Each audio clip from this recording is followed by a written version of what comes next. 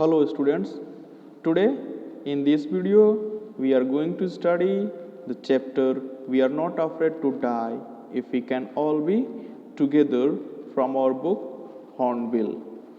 Written by Gordon Cook and Elaine East, the story is about a 37-year-old businessman who is the narrator of the story.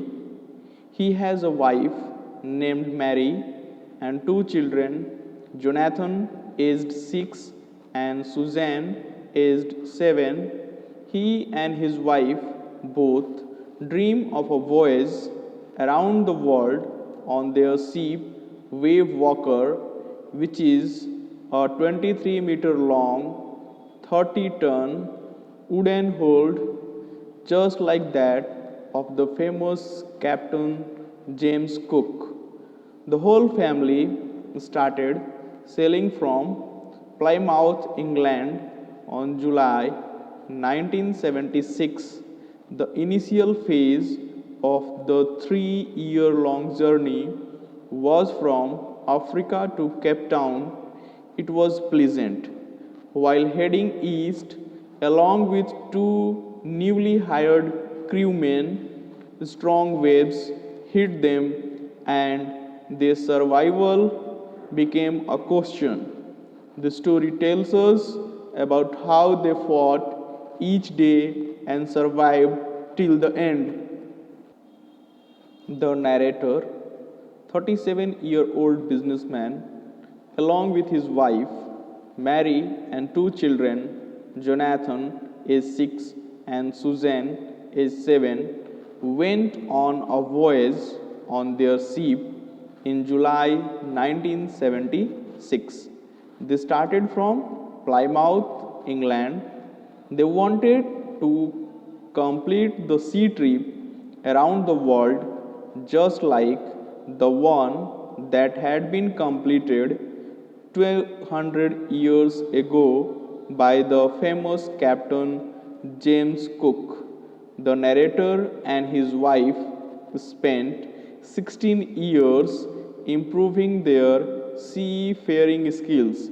They got a ship built professionally, a 23-meter long, 30-ton heavy wooden hull called Wave Walker.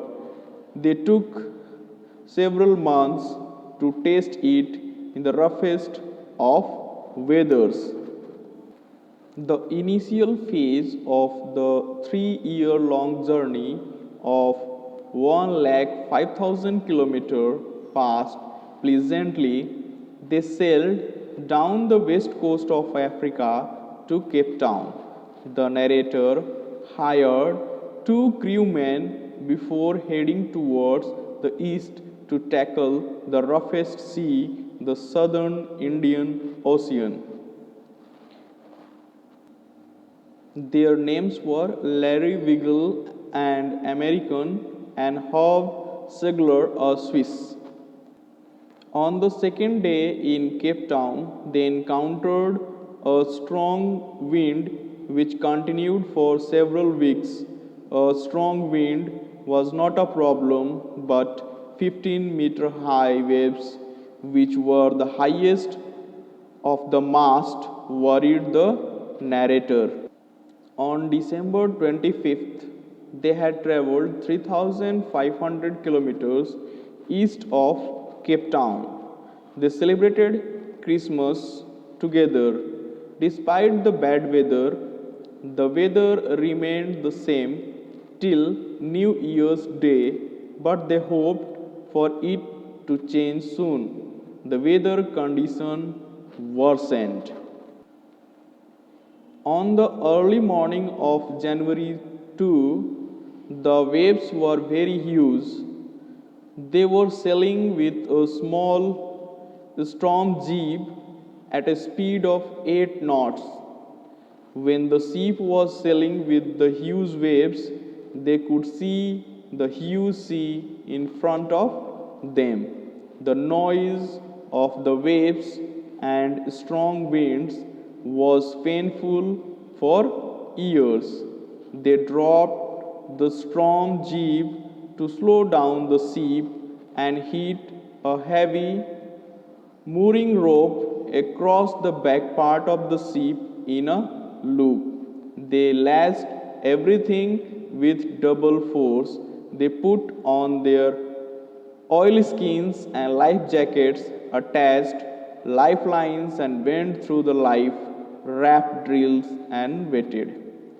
उन्होंने सारी चीज़ जो सीप पे थी उसको काफ़ी strongly not कर दिया, बांध दिया, और जो एंकर वगैरह थे उनको गिराकर अपने बॉडी पे ऑयल्स लगा के, लाइफ जैकेट लगा के वो इंतज़ार करने लगे.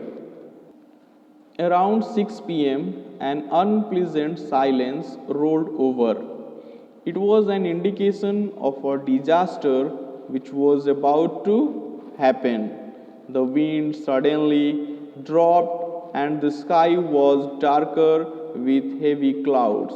A huge cloud was coming towards the stern of the ship, but later the narrator realized it was a huge wave. The wave was perfectly vertical and it was twice the height of the previous wave they saw, with the top of the wave looking unpleasant due to its height. The thunder increased and the wave moved the stern up. They thought that it would not do any damage, but a huge explosion vibrated the deck. A strong moving stream of green and white water broke over the ship. The narrator's head smashed in the wheel of the ship. He flew overboard and sank below the waves. He accepted that his death was approaching and started losing consciousness. He felt quite peaceful. The narrator's head popped out of water. The ship was about to overturn, but a wave turned her upright. His lifeline jacket was stretched. He grabbed the guard rails and sailed to the ship's main pole. The wave tossed him around the deck. He was injured and his left ribs cracked. His mouth filled with blood and he had a broken tooth. He found the wheel, lined the stern for the next wave and waited. There was water everywhere. The narrator could feel water below the ship, but he did not leave the wheel alone. Suddenly, the front door opened and his wife, Mary, came screaming that they were sinking. She said, "The decks are smashed. We are full of water." The narrator handed her the wheel and climbed towards the door. The crewmen, Larry and Herb, were pumping the water very fast. The timbers of the ship were broken and were hanging badly. The starboard of the ship had sunk. Clothes, crockery, charts, tins, and toys were roaming around in deep water.